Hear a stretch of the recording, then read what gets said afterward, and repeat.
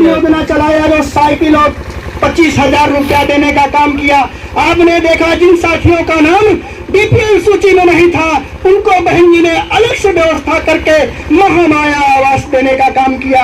शहर में जो हमारे गरीब भाई रहते थे, जो टाट लगाकर टीन लगाकर रहते थे, उनके पास जमीन तक नहीं थी, ऐसे लोगों को बहन जी ने मानवर कांसीराम शहरी विकास योजना के माध्यम से आवास बना करके देने का काम किया।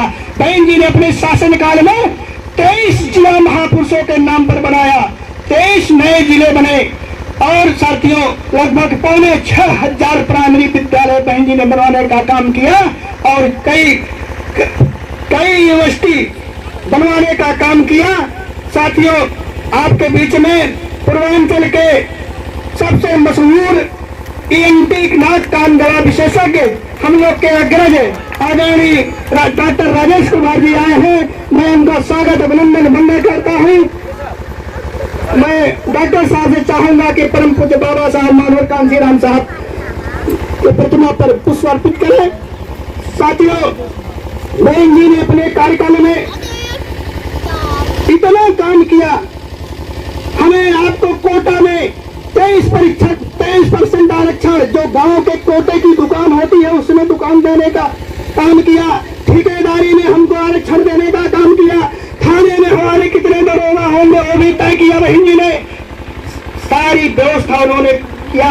यहाँ तक तो ठीक, जिस सरकार जो पिछली सरकारें थी जो लिख देती थी कक्षा 5 का वांट होता था, जो चपरासी की वांट होती थी, चपरासी की वांट के लिए क्वालिफिकेशन कितना होता है, कक्षा 5 पास या कक्षा 8 पास होता है।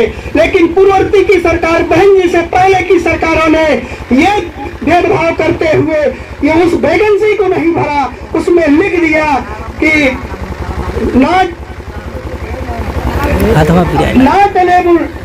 सुटेबल, अलेबल नहीं है, सुटेबल नहीं है। ऐसी तमाम भर्तियां बैकलॉग में पड़ी हुई थी। धन्यवाद बहन जी ने पूर्व बहुमत की सरकार जब बनी तो इस तरीके की वैकेंसियों को खोल करके बहन जी ने शेड्यूल कास्ट और बैकवर्ड के लाखों लाख हमारे नौजवान साथियों को नौकरी देने का काम बहन जी ने किया था सर। और एक काम बहन जी ने किया था अपने शासनकाल में। आज हमारा भाई किसी गरीब घर का बेटा अगर बीएड करने जाएगा तो 1 लाख रुपया फीस, इंजीनियरिंग करने जाएगा तो लाखों लाख फीस, बीटीसी करने, बीबीए करने, एमबीए करने जाएगा तो लाखों लाख फीस देने की जरूरत पड़ रही है। लेकिन धन्य बहन कुमारी मायावती जी अपने शासनकाल में उन्होंने ऐलान कर दिया था कि आप इनका एडमिशन करिए, जो इनकी फीस होगी मैं देने का काम करूंगी। और हमारे लोगों ने उस समय बीएड बीटीसी करके आज संभवतः हमारे भाई मास्टर है, गरीब घर का लड़का भी मास्टर टीचर हो गया, इंजीनियर हो गया, डॉक्टर हो गया। साथियों जितना काम बहन जी ने किया आज तक मैंने गिना ना कि 68 साल बचता है उसमें इतना काम नहीं हुआ। आज इस देश में भारतीय जनता पार्टी की सरकार चल रही है। आप लोग देख रहे हैं पूंजीपतियों के हाथ में इस देश को लगभग आधा देश, लगभग इस देश का 3 लोगों ने खरीद लिया है, चंद लोगों ने, अडानी अंबानी ने, और ये सरकार बेच रही है। ये सरकार बेच रही है। प्राइवेटाइजेशन हो रहा है, जहां हमें नौकरी मिलनी चाहिए उस संस्था को बेचा जा रहा है। साथियों मैं कहना चाहता हूं कि बहुजन समाज पार्टी किसी पूंजीपति गन्ना सेठ के बदौलत नहीं चलती है। अगर बहुजन समाज पार्टी चलती है तो आपके बदौलत चलती है, आपके चलने से चलती है। और भारतीय जनता पार्टी जो इलेक्शन में पानी की तरीके से रुपया बहाने का काम करते हैं अडानी अंबानी, तो मानवर कांसीराम साहब ने कहा था कि हम अपने गरीब भाइयों से पैसा लेकर के मैं पार्टी चलाऊंगा और जब मैं सत्ता में आऊंगा तो मैं इनके लिए काम करूंगा। यदि किसी पूंजीपति से अगर हमने पैसा ले लिया तो हमको जिसका सहारा अगर मैं लूंगा तो उसका इशारा भी समझना पड़ेगा। साथियों मैं अपने समाज के लोगों से, यहाँ पर उपस्थित लोगों से आगाह करना चाहता हूं कि काफी लोग आ जाते हैं, जय भीम का नारा लगाते हैं, मानवर कांसीराम को अपना आइकॉन बताते हैं। ऐसे लोगों से सावधान रहने का काम करिए। ये लोग भारतीय जनता पार्टी कांग्रेस के द्वारा पाले गए दलाल हैं। ये लोग बहुजन समाज पार्टी को कमजोर करने के लिए आपके बीच में आते हैं। हर नीला झंडा वाला बहुजन समाज पार्टी का नहीं होता साथियों।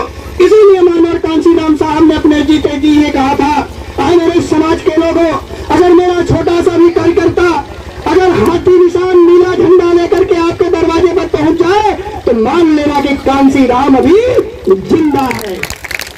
साथियों, आप लोग किसी के बहकावे में मत आइएगा और माननीय बहन जी के ऊपर भरोसा रखिए।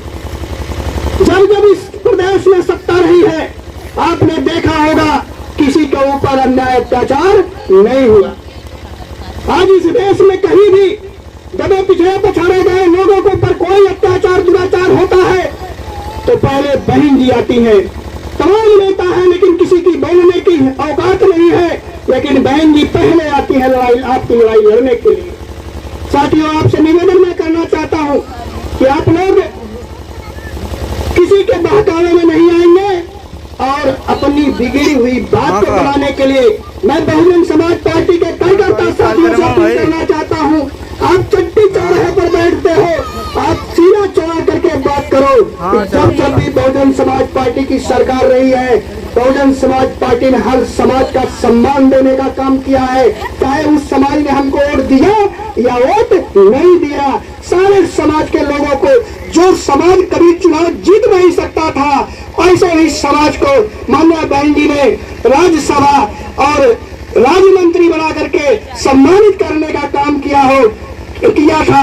ऐसे लोगों में आज चाहे अगर गरिया, कुर्मी, कोरी, लोहार, कुहार, ठाकुर, घर चाहे जितने भी बिरादरी के लोग थे, इसलिए आप सीना चौड़ा करके चट्टी चौराहे पर बहुजन समाज पार्टी की रीत और नीति को बताइए। बहुजन समाज पार्टी के द्वारा किए गए, बहन जी के द्वारा किए गए कार्यों का उल्लेख कीजिए।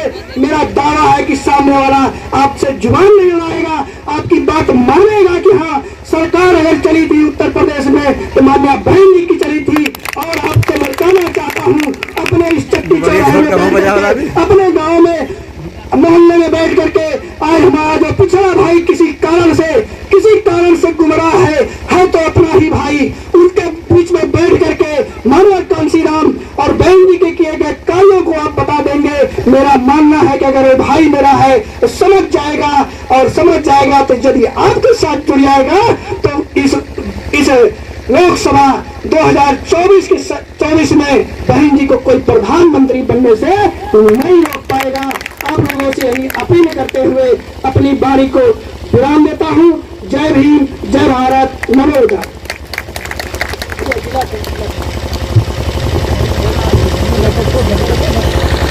बहुत बहुत धन्यवाद साथियों, आपने मुख्य अतिथि साहब की बातों को सुनने का कार्य किया, बहुत अच्छा लगा।